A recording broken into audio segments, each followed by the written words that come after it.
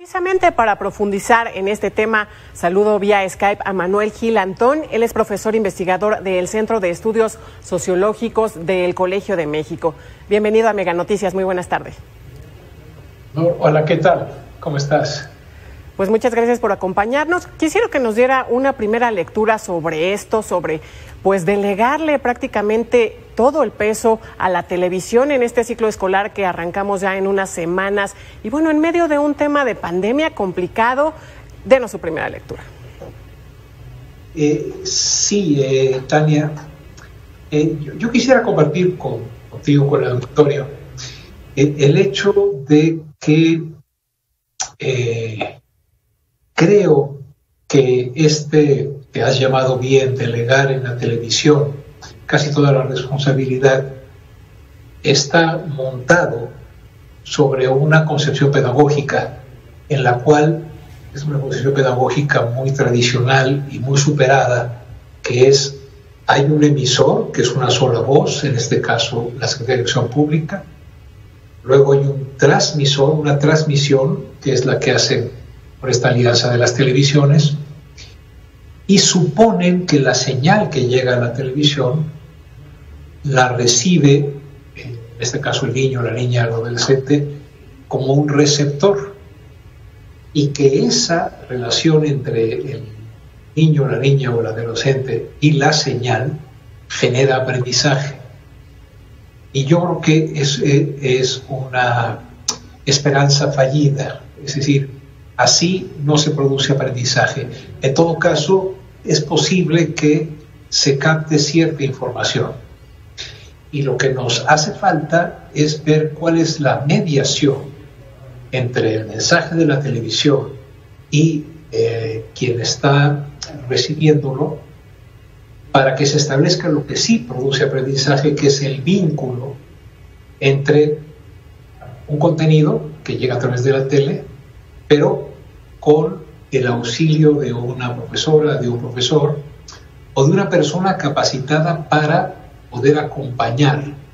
Imaginemos a un niño de preescolar recibiendo la información de la tele, pues con trabajos va a quedarse viéndola un rato, si no es algo muy divertido. Pero aunque fuera divertido, ¿cuál es el contenido de aprendizaje? Entonces, cuando se anuncia esto por parte del presidente y del secretario de Educación, lo que yo echo de menos son dos cosas. Simbólicamente, no hay ningún profesor en el podio. Está el presidente, el secretario de Educación y 4 señores concesionarios, bueno, el hijo de uno de los concesionarios y los otros 4, digamos, celebrando la capacidad de transmisión, que en buena hora se hace a través de la tele, porque es el medio que más llega, pero sin anunciarnos al pueblo de México, a la sociedad, cuál es el proyecto educativo. Nos dan la información de cuál es el proyecto transmitivo, ¿no?, por el cual se transmitirá el mensaje. Esto obliga necesariamente a que... Sí, perdón. Manuel, perdón que interrumpa, Manuel Gil Antón. No. Esta generación podrá quedar marcada, yo sé que es un lapso pequeño, en su proceso formativo y educativo, ante todo esto que está sucediendo, en un futuro, ¿cómo les impactará? ¿Podrá quedar marcada esta generación? ¿Sabes qué, Adán? Yo creo que depende. A ver, si hay una especie como premisa. Los conocimientos esperados que estaban diseñados para este ciclo que acaba de terminar, 19-20, y para este que empieza, que es el 20 y 21, los conocimientos que se esperaban, los aprendizajes esperados, obviamente se concibieron cuando no había pandemia. Y en esto no hay ninguna responsabilidad de la SEP ni de nadie, simplemente llegó la pandemia y ahora sí que a todos nos levantó, nos tomó por sorpresa. Sin embargo, yo considero que no es lo más adecuado conservar esos aprendizajes esperados como los propios de una escuela que está en una sociedad que está sufriendo una pandemia. Si nosotros evaluamos este periodo, digamos, de aquí a diciembre, en términos del aprendizaje esperado como si no hubiera pandemia, vamos a encontrar un déficit. Pero si nosotros y la autoridad educativa se hubiese nutrido de la experiencia de los profesores y las profesoras para pensar cuáles son los aprendizajes esperados en este momento, en la diversidad de poblaciones, en la diversidad de casas, en la diversidad de situaciones que tiene México y que está en medio de una de las circunstancias más brutales que ha sufrido la humanidad, no solamente por la magnitud mundial del problema, sino también porque estamos en tiempo real. Entonces hay una gran cantidad de información de tipo de ambiente, de tipo sociológico, de tipo en el cual se pueden redactar historias. Si los aprendizajes esperados se ajustan a la situación de la pandemia, se pueden lograr avances que quizá no nos pongan mejor en el examen de PISA o en el examen que se haga nacional, pero que sí nos pongan en una condición de aprendizaje en la casa y no en la absolutamente imposible escolarización en la casa. La casa no es una escuela. Y además, pues esto está, dada la desigualdad de género, esto está añadiendo una jornada adicional a las madres, sobre todo, para que además de su trabajo, tengan el trabajo de los cuidados de los niños y de los adultos viejos, y además que tengan que hacer improvisadamente la mediación entre la televisión y el espectador.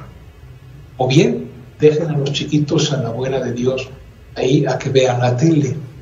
Entonces, Adán, yo creo que sí, que depende cuál sea ¿cómo llamarle? El objetivo. Si el objetivo es de aquí a diciembre modificar los aprendizajes deseables en términos de una comprensión de lo que está viviendo el mundo y sus casas, etcétera, podríamos tener mucho éxito. Y mucho éxito en lo educativo. Si se persiste en los aprendizajes esperados bajo el supuesto de que no hay pandemia, de que todo sigue igual, que lo que pasa en las clases, en la televisión, van a ser clases, no va a ser entretenimiento. Profesor. Entonces, pues no hay mucho que hacer, sí. Sí, profesor. Bueno, el tema educativo ha sido talón de Aquiles de México ya de tiempo atrás. Bueno, a esto hay que sumarle además que es muy diversa la circunstancia en el país. No todo el mundo tiene acceso a televisión, lamentablemente, no todo el mundo tiene acceso a radio. ¿Qué hacer para que este tema pues no resulte un fracaso? ¿Qué medidas tendrían que estarse tomando y cómo tendrían que a lo mejor interactuar los profesores?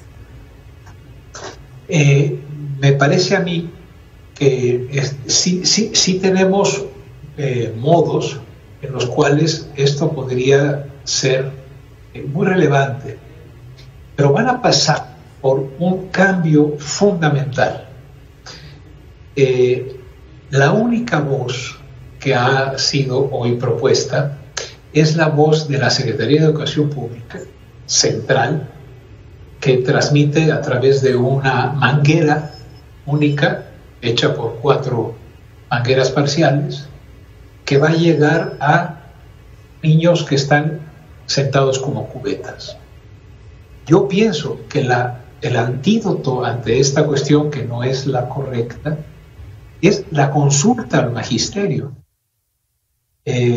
Adán, Tania, hay escuelas de comunidad, hay escuelas de barrio, hay escuelas de zona en las ciudades.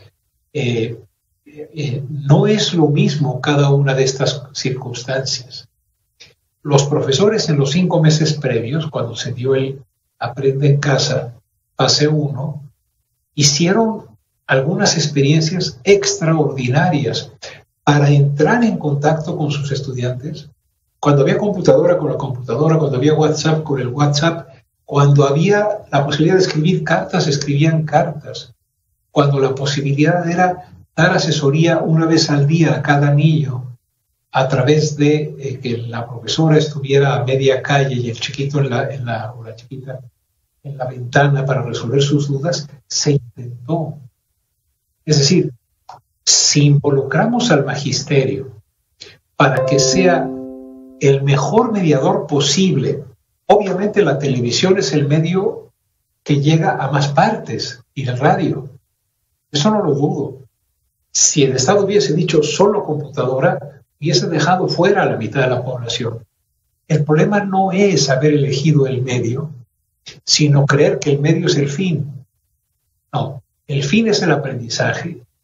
El medio es el mensaje que llega en la televisión y una estructura pedagógica de mediación que puede hacerse en ocasiones más y en ocasiones menos, pero siempre de alguna manera con los que de educación saben, los intelectuales más importantes del país, que son los profesores y profesoras, porque son los que construyen en esos niños que estamos viendo en la pantalla las estructuras cognitivas con las que van a aprender toda la vida. Me parece que eso fue lo que faltó en el anuncio, pero estamos a tiempo de que la Educación Pública convoque o, digamos, convide al magisterio a no ser solamente la gente que supervisa que el niño esté sentado frente a la tele, sino aquel que acompaña a través de la asesoría a los padres, a través de él mismo, a través de medios remotos. De veras, yo vi cartas en que los niños escribían una carta cada semana a su profesor, y su profesor les hacía una carta personalizada. Fíjense, se escribía, es un aprendizaje, se pensaba para escribir, es un orden lógico. Y ese aprendizaje está en la base de lo más importante en la escuela, que es la expresión oral y escrita. Por ejemplo,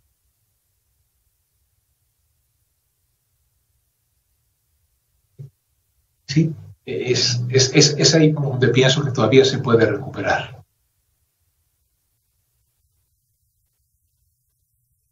Manuel. Sí, aquí estoy.